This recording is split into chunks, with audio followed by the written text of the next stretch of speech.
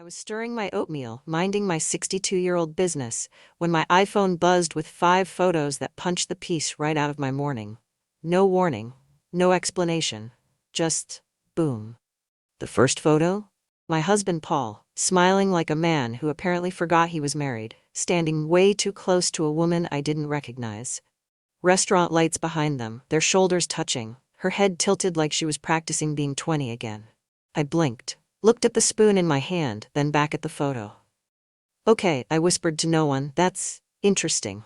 The second photo arrived before I even processed the first, then the third, then the fourth. This one had Paul laughing, his hand half wrapped around a glass, that same woman looking directly into the camera with a smirk that practically said, "Hi Margaret, yes I exist."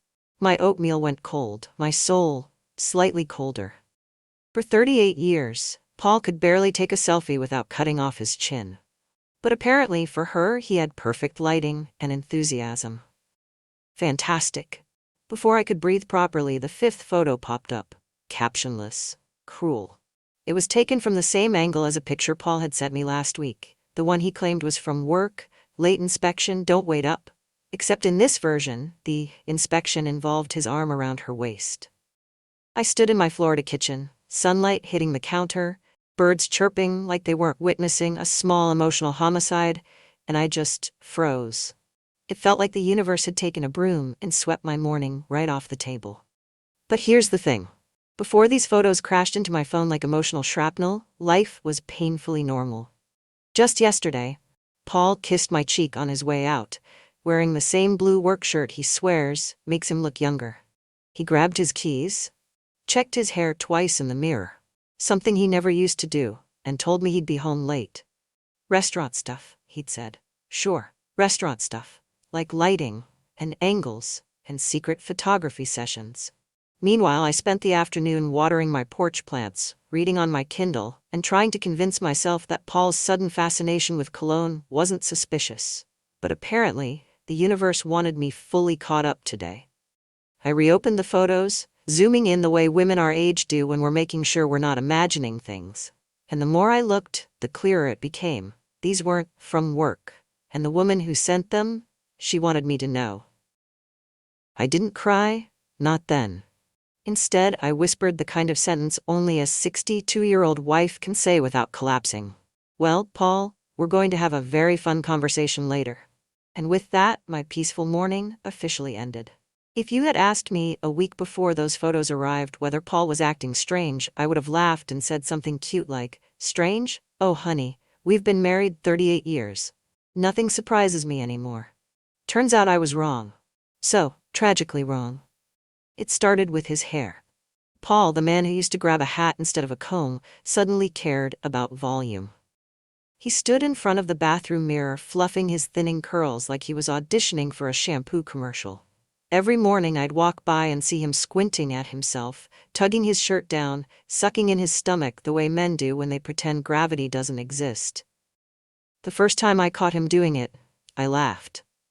The second time, I paused. By the 6th time I thought, okay, that's new. Then came the cologne. This man has had 1 bottle of aftershave since 2004. It was a Father's Day gift Lily bought at a drugstore. He used it for weddings and funerals only. Suddenly he's spritzing himself just to take out the trash. Our backyard smelled like a department store aisle. And his phone? Don't get me started on the phone. Paul used to leave his iPhone anywhere, kitchen counter, bathroom sink, once even on top of the Camry roof like it was a coffee mug. But lately, he kept it glued to him like it was life support. He'd tilt the screen away when I walked by, tapping fast like he was defusing a bomb. One night, he even slept with it under his pillow. Under his pillow. I asked, "Paul, why's your phone in bed?" He said, "Earthquakes. We live in Florida." But the moment that truly flipped a switch in me happened at the grocery store. We were standing in the produce aisle, picking tomatoes, or rather, I was picking tomatoes while he breathed loudly behind me, like he was being punished. When his phone buzzed, he nearly lunged for it. I wasn't even looking at the screen, but his panic was enough to make me suspicious. That man jumped like the iPhone was about to confess something out loud. I asked, "Everything okay?" He said, "Work." I said, "At 3 p.m.? He said, "It's a very demanding restaurant." A demanding restaurant, right? Later that day, he announced, very dramatically, mind you, that he had to check a water leak from 9 to midnight at a family restaurant that closes at 9:30. He left wearing his good shirt. When he drove off, I stood on the porch with my Starbucks cup, watching the Camry disappear down the street. Something inside me tightened. Not quite pain, not quite fear, but definitely something I couldn't swallow down. Back then, I told myself I was imagining things. Women my age get good at ignoring storms. We learn to tuck discomfort under the rug and call it marriage.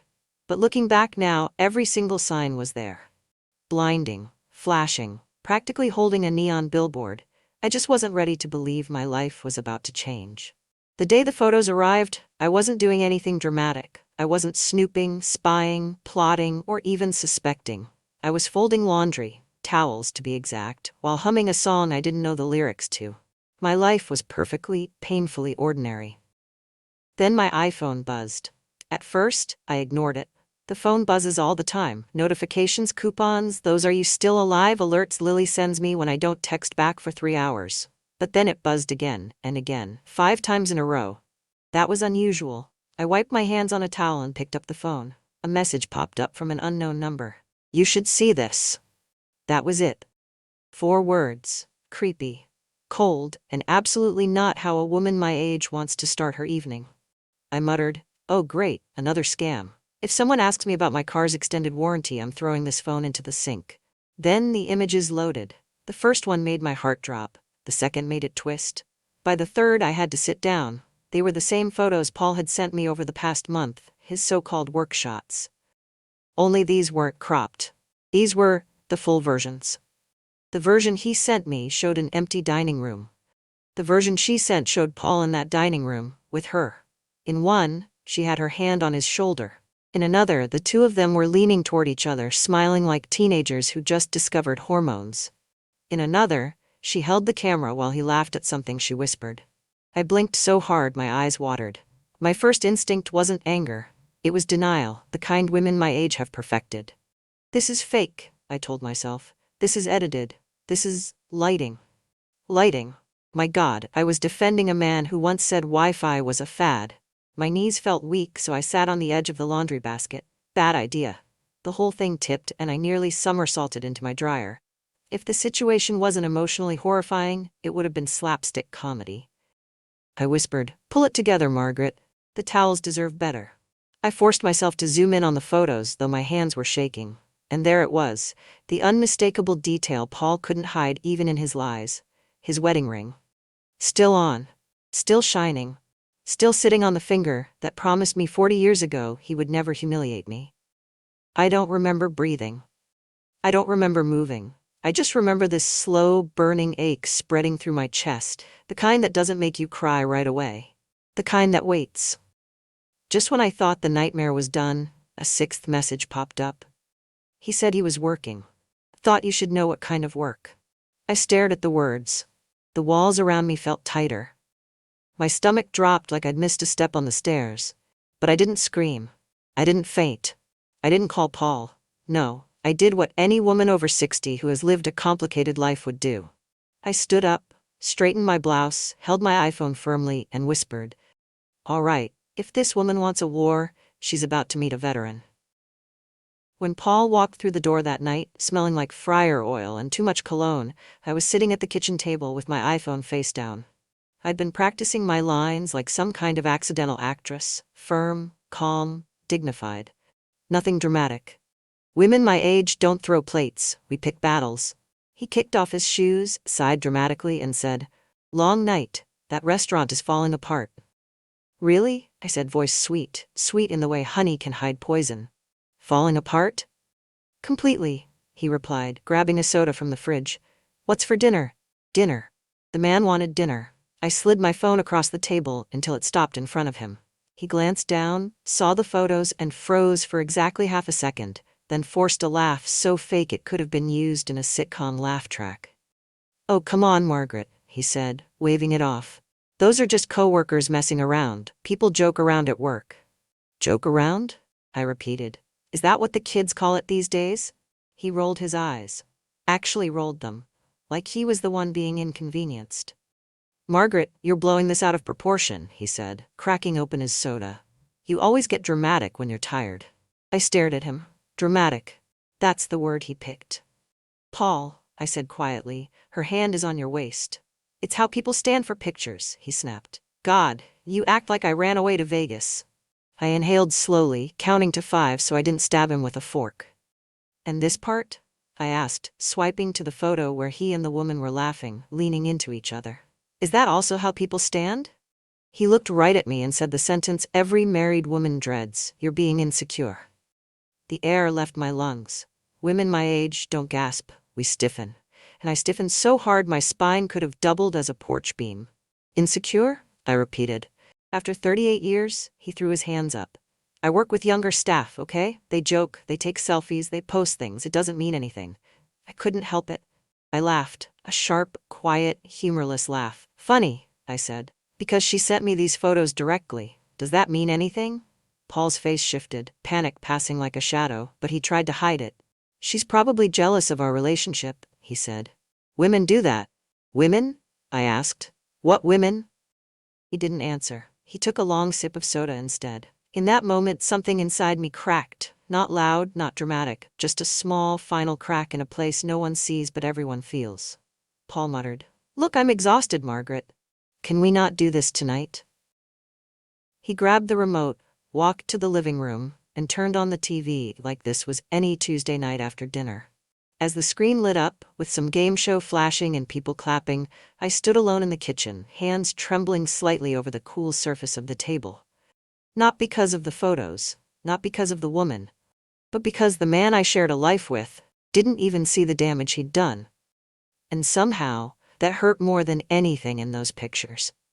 The morning after Paul dismissed those photos like they were weather reports, I woke up feeling like my chest had turned into packed cement.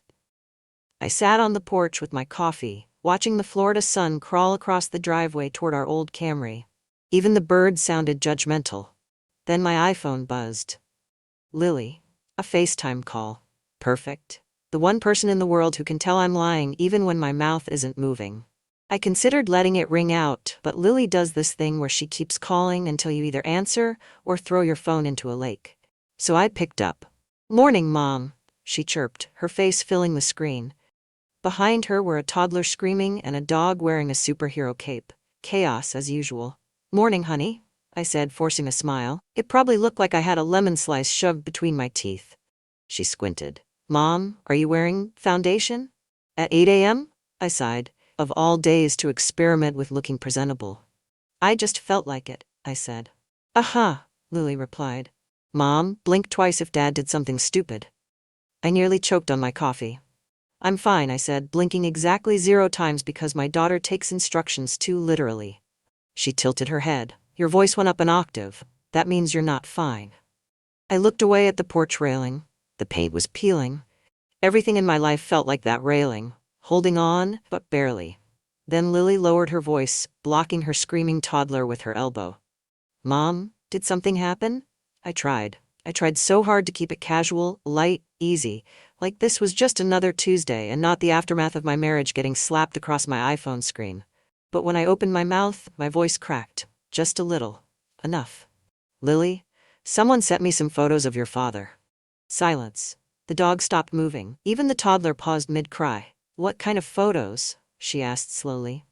"The kind," I said carefully, "that don't match the ones he sent me." I flipped the camera and showed her one of the images, the full version. Paul laughing, the woman close enough to share oxygen. Lily inhaled sharply. "Mother of..." She caught herself before saying a word she'd have to explain to her toddler later. Then she said the thing I didn't know I needed. "Mom, you're not imagining this. You're not overreacting. This is real." I exhaled, and my whole body trembled like it had been waiting hours just to release one breath. Then, to lighten the mood the only way she knows how, Lily added, "And you better tell me you didn't confront him holding a frying pan. We cannot afford you going viral for assault." Despite everything, I laughed. A small, shaky laugh, but a laugh. "No pans," I said. "Just disappointment." Lily softened. Her eyes filled in that way adult daughters hate, because it makes them feel 5 again. "I'm coming this weekend," she said. "And Mom?" We're not letting him gaslight you into thinking you're losing your mind." She said it with a fierceness that made my chest warm. For the first time since those photos arrived, I didn't feel alone. Lily showed up on Saturday morning like a storm wrapped in yoga pants. She didn't even knock, just barged in with a toddler on one hip, a diaper bag on the other, and a look that said, "Point me to the crime scene." "Mom," she said, dropping everything onto the sofa, "where's the laptop and the paper trail?" "Good morning to you too." I handed her my old MacBook Air, the one that wheezes every time it opens a browser tab, and she set it on the kitchen table like she was preparing for surgery. "Okay," Lily said, cracking her knuckles. "Let's start with the bank statements." "Do we have to?" I asked, clutching my coffee like a life jacket. She gave me the look, the same look she used to give her ex-boyfriend right before dumping him. "No more pretending, Mom." So I opened the online banking page. The screen loaded slowly, because my Wi-Fi is older than some teenagers at the mall. Then the numbers appeared, and my stomach sank so fast it could have hit the floor. 3 large withdrawals, all within the last 6 weeks, all marked with vague notes like maintenance or contractor. Contractor, my foot. The only contractor Paul ever hired was YouTube tutorials. Lily zoomed in and frowned so hard her eyebrows nearly touched. "Mom, do you know what these are?" "I know what they're not," I muttered. "They're not groceries." I tried to laugh, but it came out thin and tired. Lily opened another tab, property tax records. Her fingers flew over the keyboard. Then she froze. "Mom," she whispered, "is Dad refinancing the house?" My heart skipped a full beat. "Refinancing?" "He wouldn't. He knows," we agreed. "No big financial decisions without talking." Lily gently rotated the laptop toward me. "Then why," she asked, "is there a pending application with his name on it?" I stared at the screen like it was written in another language. There it was, Paul Collins. Pending. Secured by the house. My house. The one I spent decades helping pay for. The one I vacuumed, scrubbed, painted, cried in, healed in, raised Lily in. Lily whispered, "Mom, he could have put you at risk." Risk. What a terrifying word at my age.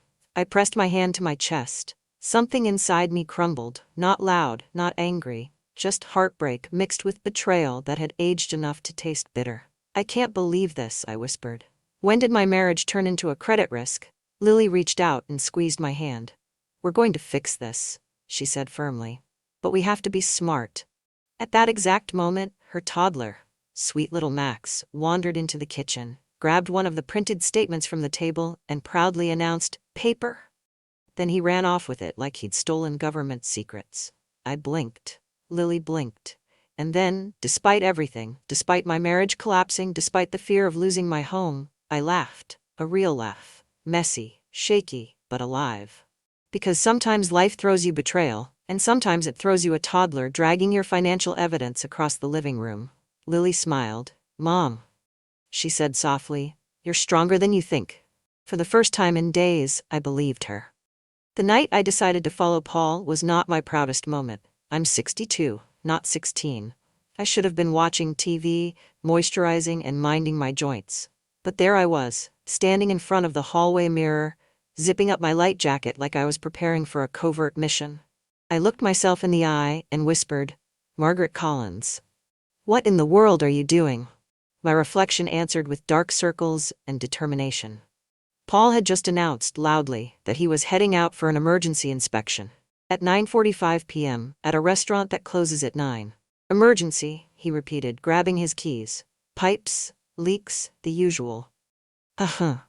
Leaks. The only thing leaking was his alibi.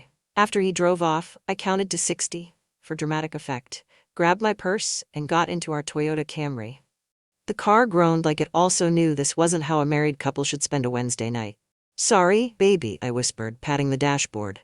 "If he's going to lie, you're going to help me find out."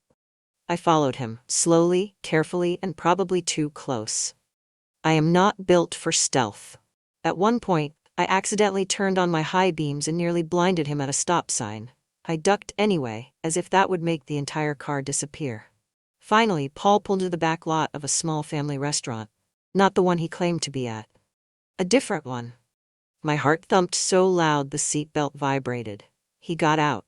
She got out, the woman from the photos, and there it was, her hand sliding around his arm like she'd practiced. I lowered myself in the seat, which made the Camry horn honk. Both of them jumped. I froze like a criminal in a wildlife documentary.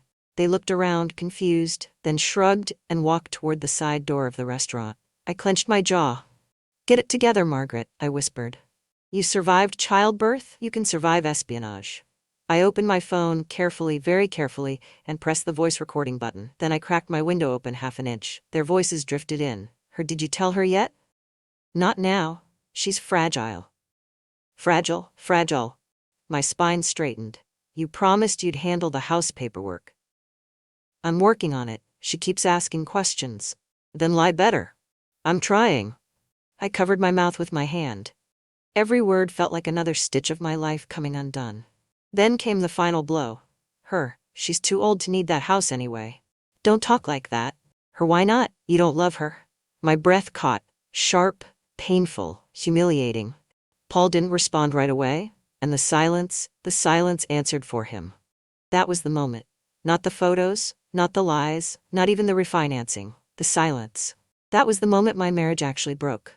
I stopped the recording, covered my face, and let one single tear fall. Not a dramatic movie cry, just one. Like the heart trying to stay polite while breaking. Then I whispered to myself, "Okay, Margaret, now you know." And for the first time I felt something new rise in me. Not just pain, but resolve. Because a woman my age doesn't start a fight, but she knows exactly how to finish one. Saturday evening, Lily and I drove to the little family restaurant where Paul liked to pretend he was working late. She insisted on driving because, according to her, "You're too emotionally compromised and also you hit the curb twice last week." Fair enough. We parked in the back, right next to Paul's car. Lily turned off the engine, handed me the manila envelope filled with printed photos, bank statements, and the recording on a backup USB. Because my daughter prepares for emotional war like it's the Olympics. "Mom," she said, squeezing my shoulder, "remember, you're not here to cry, you're here to reclaim your dignity." "I know," I whispered, "but crying is still an option, right?" "Only if it's strategic." That's my girl. We walked in through the front. The restaurant was half full, families eating fried shrimp, teenagers sharing milkshakes, the usual Florida weekend chaos. And there, near the back booth, was Paul. And sitting across from him? Her. The woman from the photos. The woman from the recording. The woman who said I was too old for my own house. She was stirring her iced tea like she owned the place. When she saw us walking over, her eyebrows arched, smug, like she thought she was the plot twist. She had no idea I brought the entire script. Paul's face turned pale. "Margaret, Lily, what are you doing here?" Lily folded her arms. "Oh, you know, Dad, just checking the plumbing since you're always fixing leaks." I nearly choked, holding back a laugh. I sat down calmly, placing the manila envelope on the table like it was a dessert menu. "No need to get nervous, Paul," I said, my voice soft but sharp. "We just came for a conversation." He swallowed so hard I could hear it. The mistress leaned back in her seat, trying to look confident. "This seems dramatic." "Oh, sweetie," I said, smiling politely, "you haven't seen dramatic. This is pre-dramatic." Lily whispered, "Mom, that was iconic." I opened the envelope and pulled out the full version photos, the ones she had sent me. I laid them out on the table one by one, like tarot cards predicting Paul's future. Paul's hands shook. The mistress smirked. "He told you these were fake, didn't he?" she said. "He says that a lot." Lily snapped her head toward her. "Ma'am, please don't talk unless you're confessing." I pressed play on my iPhone. The recording filled the booth. Her voice, "She's too old to need that house." "Paul, I'm trying." A family at the next table stopped chewing. Paul's face collapsed into panic. "Margaret, you weren't supposed to." "I wasn't supposed to what?" I asked. "Know you were planning financial fraud? Know you were planning to humiliate me publicly? Know you were risking the house I built my life in?" He opened his mouth, closed it, opened it again. Nothing came out but regret shaped like air. The mistress scoffed. "He told me you'd overreact." I turned to her, still calm. "Oh, darling, this is not an overreaction, this is documentation." Then I slid the envelope toward Paul. "Paul," I said softly, "by Monday, you'll be speaking with my lawyer. You will remove your name from anything tied to the house, you will stop lying, and you will no longer get to call me insecure." A tear pricked his eye, the first one. "Good." The mistress suddenly stood up, scooting out of the booth. I'm done with this," she snapped. Yes, I said, you are. She left. Fast. Paul slumped in his seat, defeated. Lily reached over and gently took my hand, and for the first time in a long time, I felt powerful. Not angry, not bitter, just finally, wonderfully done. The week after our little restaurant showdown felt strangely calm. Not peaceful, just calm in the way a hurricane eye is calm. The destruction is still happening, just slightly to the left. Paul avoided me like I was holding a subpoena in each hand, and honestly, I kind of was. On Monday morning, he shuffled into the kitchen wearing the same blue work shirt he thinks hides his guilt. He opened his mouth, then closed it again like a malfunctioning toaster. Finally, he muttered, "We need to talk." I sipped my coffee. "Fantastic, let me get my lawyer on FaceTime." He froze. I wasn't bluffing. My lawyer, a sharp woman named Rosa who eats deceitful husbands for breakfast, had already helped me prepare paperwork. Paul sat down, clasping his hands like a child about to confess to breaking a window. "I didn't mean for things to get complicated," he said. "Paul," I replied, "you didn't get complicated. You got caught." He winced. "We spent 2 hours reviewing financial documents. Or rather, I reviewed." Paul mostly stared at his hands and occasionally sniffled like the victim of his own stupidity. By noon, he signed the necessary forms, removing his name from the refinancing request, transferring majority ownership of the house to me, agreeing to separate finances, committing to repay the debt he created. He didn't argue, not once. If guilt were gasoline, he could have fueled the Camry for a year. Meanwhile, the Mistress, well, word travels fast in small restaurants. According to Lily, who has a friend who has a cousin who works there, America is small, don't let anyone fool you. She was pulled aside by the restaurant owner. Several employees stopped talking to her. Someone hung a sign on the staff fridge that said "No drama behind the grill." Poetic. Lily showed me a video someone recorded of the Mistress storming out, yelling something about jealous old women. She tripped on the welcome mat. I can't lie, I replayed it twice. But the biggest change of all, my house felt like mine again. Not because of the paperwork, though that helped, but because the tension wasn't suffocating anymore. One afternoon, I stood in the driveway, holding a stack of mail. The sunlight felt warm on my face. For the first time in weeks, my chest didn't feel like a locked box. Henry, my widowed neighbor, waved from across the street. "You all right, Maggie?" he called out. I smiled, a real steady smile. "I will be." He nodded, walking over to hand me a package that had been delivered to his house by mistake. "You look lighter." "I fired a burden," I said. He chuckled. "Good for you." Later that night, I sat at the kitchen table with a cup of tea, reviewing the final documents. My hands weren't shaking anymore, my breathing was steady. And Paul? He slept in the guest room now. The same one where we store old Christmas decorations in a treadmill no one uses. Fitting. For the first time in 38 years, I felt something I hadn't felt in a long time. Control. Not over him. Over myself. Over my future. Over what I would and would not tolerate. I wasn't healed yet, but I was no longer sinking. And sometimes rising begins quietly, at a kitchen table under warm light with a pen in your hand, and your dignity finally gloriously intact.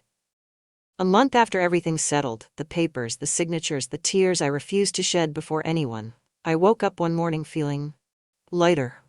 Not happy. Not ecstatic. Just lighter. Like someone had quietly taken a stone off my chest while I was sleeping. Paul still lived in the guest room. We didn't fight anymore. We didn't talk much either.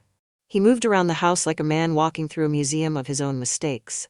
Careful, quiet, and painfully aware that he didn't belong anymore. And I didn't hate him. Hating him would have meant I still cared enough to burn energy. I was simply done. While Paul tiptoed around the ruins of our marriage, I began rebuilding something else, my life. Every morning, I sat on the porch with my coffee, watching the sun bleed slowly across the Florida sky. I'd take a small breath and think, this belongs to me now. The peace. The porch, the house, the future. One afternoon, Henry from across the street walked over holding a small potted plant. "It's for your porch," he said. "Every porch deserves something growing on it."